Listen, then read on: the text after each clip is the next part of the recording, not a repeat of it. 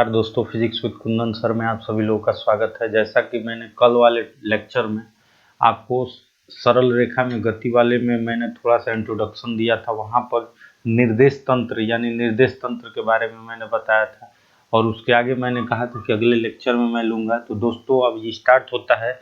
जो निर्देश तंत्र होता है मुख्यतः दो प्रकार का होता है, एक होता है जड़त्वीय निर्देश तंत्र और दूसरा होता है अजड़त्वीय निर्देश तंत्र।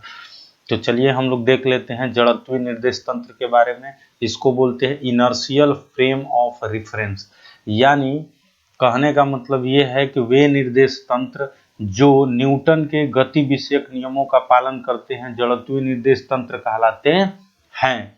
यानी अगर आप ओवरऑल अगर बात करें जड़त्वीय निर्देश तंत्र की, तो वे निर्देश तंत्र जो न्यूटन के गति विषयक नियम का पालन करते हैं जड़त्वीय निर्देश तंत्र कहलाते हैं। इन दो जड़त्वीय और अजड़त्वीय निर्देश तंत्र को मैं पूरा डिटेल जब न्यूटन्स लॉ पढ़ाऊंगा तो वहां पर दोस्तों बताऊंगा। फिलहाल मैं यहाँ डेफिनेशन के तौर पे आपको बता दिया हूँ कि वे निर्देश तंत्र जो न्यूटन के नियम का पालन करते हैं क्या कहलाते हैं, जड़त्वीय निर्देश तंत्र कहलाते हैं। तो ये तो हो गया पहला। चलिए अब देख लेते हैं दोस्तों, ये दूसरा देख लेते हैं। क्या है दूसरा? अजड़त्वीय निर्देश तंत्र, non inertial frame of reference. तो जाहिर सी बात है कि वे निर्देश तंत्र जो न्यूटन के गति विषयक नियमों का पालन नहीं करते हैं अजड़त्वीय निर्देश तंत्र कहलाते हैं। तो बस जो न्यूटन के गति विषयक नियम का पालन करेंगे निर्देश तंत्र उसे जड़त्वीय निर्देश तंत्र कहेंगे, और वे निर्देश तंत्र जो न्यूटन के गति विषयक नियमों का पालन ही नहीं करते हैं उसे क्या कहते हैं दोस्तों, अजड़त्वीय निर्देश तंत्र कहते हैं।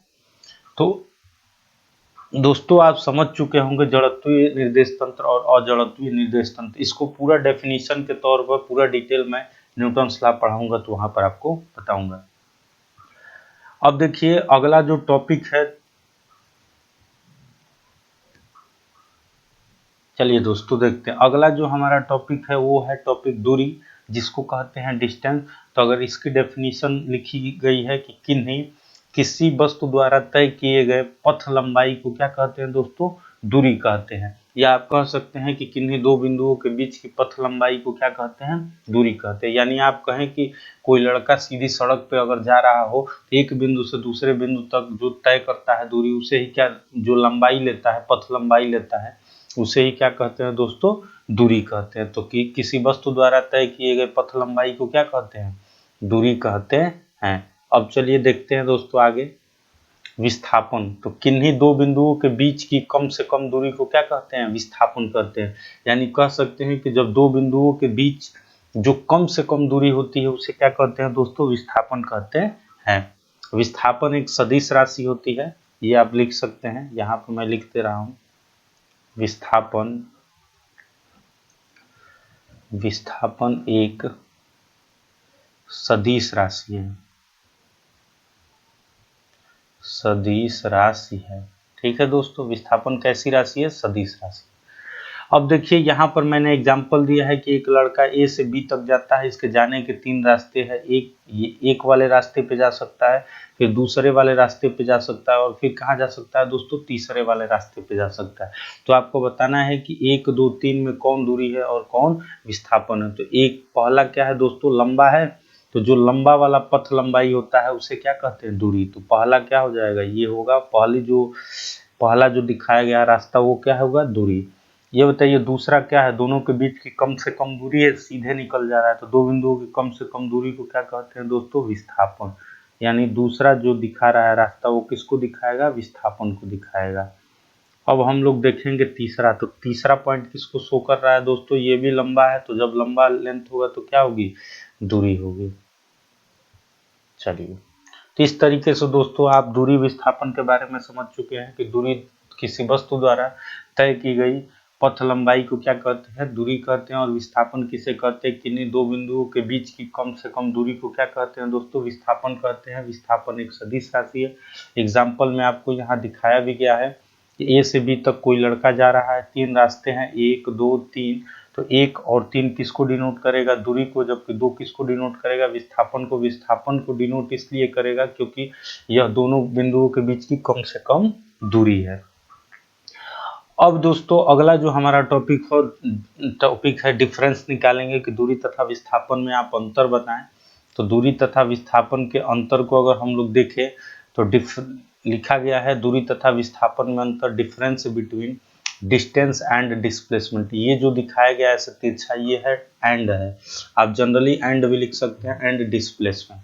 अब एक तरफ हमने लिखा दूरी, दूसरी तरफ लिखा दोस्तों विस्थापन। तो बस इसमें हम डेफिनेशन के तौर पे पहला लिख देंगे कि दो बिंदुओं के बीच की पथ लंबाई को क्या कहते हैं दोस्तों, दूरी कहते हैं। दूसरी की तरफ परिभाषा हम लिख सकते हैं कि दो बिंदुओं के बीच की कम से कम दूरी को क्या कहते हैं दोस्तों, विस्थापन कहते हैं। अब दूसरा पॉइंट ये है कि जो दूरी होती है एक अदिश राशि होती है, क्योंकि अदिश राशि में केवल परिमाण की आवश्यकता होती है, दिशा की नहीं होती है। विस्थापन में दोस्तों यह एक सदिश राशि होती है। क्यों? क्योंकि विस्थापन में परिमाण के साथ साथ दिशा की भी आवश्यकता होती है, इसलिए यह एक सदिश राशि होती है। दूरी दोस्तों ध्यान रखिएगा, दूरी सदैव धनात्मक होती है, लेकिन विस्थापन जो होता है धनात्मक भी हो सकता है, ऋणात्मक भी हो सकता है तथा शून्य भी हो सकता है। मैं इस टॉपिक को समझाऊंगा धनात्मक ऋणात्मक क्यों होता है, बस और भी थोड़ा हम लोग पढ़ लेते हैं। चौथा पॉइंट कह रहा है कि इसका परिमाण विस्थापन के बराबर या उससे क्या होता है, बड़ा होता है। इसमें जो चौथा पॉइंट है, इसका परिमाण दूरी के बराबर या छोटा होता है।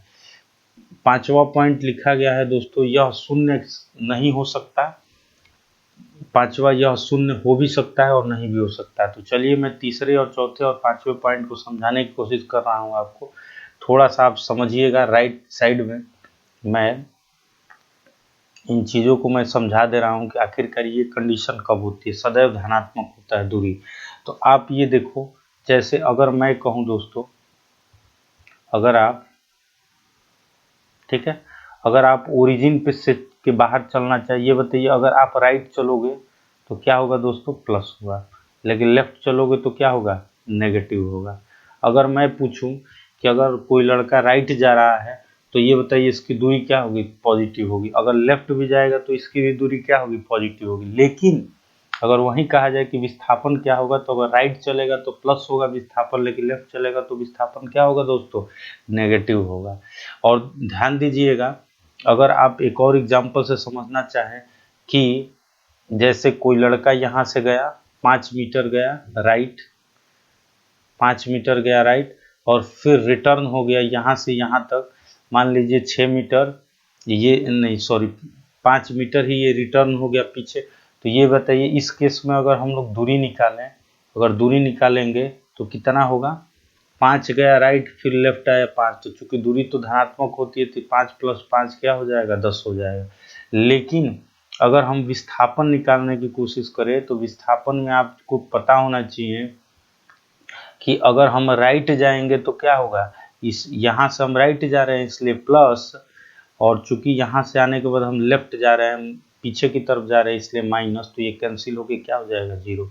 इस तरीके से दोस्तों आप समझ चुके होंगे कि दूरी हमेशा धनात्मक होती है, जबकि विस्थापन धनात्मक भी हो सकता है। अगर राइट चलेगा तो धनात्मक, लेफ्ट चलेगा तो ऋणात्मक। अगर आपने देखा कि राइट भी चला फिर लेफ्ट भी चला, उतनी ही दूरी गया तो एक प्लस हुआ दूसरा माइनस, इसलिए क्या हो गया, 0। तो इस तरीके से हम कह सकते हैं कि दूरी सदैव धनात्मक होती है, लेकिन यह धनात्मक, ऋणात्मक तथा शून्य हो सकता है। पांचवें पॉइंट को समझ लीजिएगा, यह शून्य नहीं हो सकता, यानी दूरी कभी भी शून्य नहीं हो सकती है, लेकिन विस्थापन शून्य हो भी सकता है और नहीं भी हो सकता है, दोनों केस है पॉसिबल।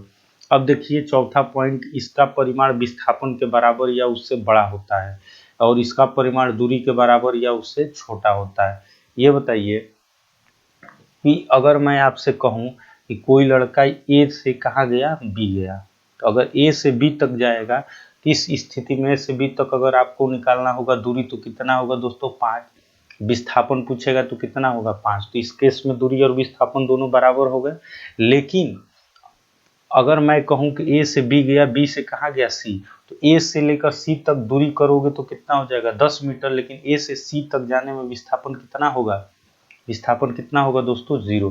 तो ध्यान रखिएगा दूरी सदैव विस्थापन के या तो बराबर होगी या उससे क्या होगी, अधिक होगी, कम नहीं होती है। तो ठीक उसी का अपोजिट कहेंगे कि विस्थापन भी दूरी के बराबर होगा या उससे छोटा होगा। तो दोस्तों मैं उम्मीद करता हूं कि आपको ये चीज़ें क्लियर हो गई होंगी। ठीक है, अब चलिए कुछ क्वेश्चन देख लेते हैं, सॉल्व कर लेते हैं। क्योंकि क्वेश्चन ये फर्स्ट है, तो क्वेश्चन जो दिया हुआ है आपको, पहला क्वेश्चन दिया हो कि कोई लड़का है यहाँ से गेंद को उठा के कहाँ फेंक दिया है, ऊपर फेंका है। तो जाहिर सी बात है ये ऊपर पहुंचेगा, और पहुंचने के बाद कहाँ आता है, नीचे। तो आपसे पूछा है कुल दूरी और कुल विस्थापन। तो ये बताइए दूरी का मतलब टोटल दूरी तो हमेशा पॉजिटिव होती है, तो 5 ऊपर गया, तो 5 ऊपर गया, 5 कहाँ आया दोस्तों, नीचे। तो कितना हो गया, 10 मीटर। लेकिन अगर विस्थापन निकालना है तो हमें दिशा की आवश्यकता होगी, तो ये ऊपर गया इसलिए +5, और नीचे आया तो -5। तो ये कैंसिल होके क्या हो गया दोस्तों, 0। तो इस तरीके से विस्थापन क्या हो गया है दोस्तों, 0 हो गया है। अब ये दूसरे क्वेश्चन में बोला है कि कोई लड़का ए से बी तक जाने के 2 रास्ते हैं। एक तो ए से बी तक के कह रहा है कि कोई लड़का एक अर्धवृत्त पे चल रहा है, तो जिसकी त्रिज्या कितनी है, 7 मीटर है। तो इस केस में पूछा है ए से बी तक दूरी बताइए और विस्थापन बताइए। तो दोस्तों आपको पता है डेफिनेशन से कि दूरी जो होती है, जो लंबी वाली लेंथ होती है, वही क्या कहलाती है, दूरी होती है। तो ये जो लंबा वाला ये डार्क रेड दिख रहा है, डार्क वाला ये कर्व जो दिख रहा है, ये दूरी होगा, और डैश वाला क्या होगा, विस्थापन। तो दूरी निकालने के लिए चूंकि वृत्त की परिधि कितनी होती है दोस्तों, 2πr होता है।